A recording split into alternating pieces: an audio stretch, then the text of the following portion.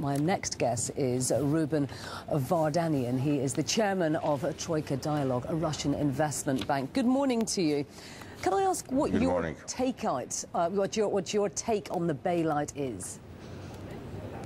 I think it's coming from the country like Russia, which has been in the troubles in the 90s. We all know it's a very good to announce the plan, but it's most difficult to execute this plan. And I think the old people who've been waiting the announcement about the plan was relief in the first day, but second step was what will be next, how the execution will be organized, and really can we implement everything what they declare. Indeed. I mean, we had a sovereign debt crisis. There was concern it could lead to a banking crisis. Do you think that that has now been averted, or, as you say, is the devil in the detail here? Devil not in all details, but in execution. I think the will to implement, this is, I think, one of the biggest concerns of investors.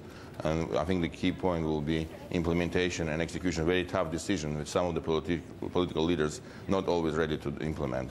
I mean, are you concerned? But we hope we can do it. Are you concerned that that a country like Germany, that obviously is going to end up paying the bulk of this, is going to be exacting an awful lot of conditions on any actual bailout should it happen? No, I'm sure the Germany leaders realize how important to keep the stability, and they will continue to try to find a way to keep the reform and the changes happening. The question, what kind of price we need to pay? I'm not sure will we step down, but the question, maybe price will go up and will raise more requests for more money and more actions. Is there also a concern that when all this money and all this liquidity is suddenly around, it actually takes the focus away from countries like Greece in particular, but also Portugal and to a certain extent Spain, to actually implement those harsh austerity measures that they need to do? Yeah, it's true. It can be. I think definitely investors will look different opportunity in different countries, and it will be hurt Spain and Greece again if it will not change significantly some of the internal policies. Now, you're concerned as to where the money will come from. The interbank lending rates haven't gone down significantly. Do you think that there is still concern in the markets and between banks that there isn't the trust there, despite this huge bailout?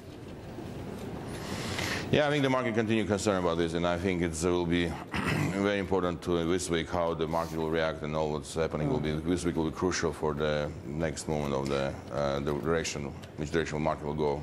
Just before you go, you advise some of Russia's wealthiest people as to what to do with their money. What are you advising them to do right now?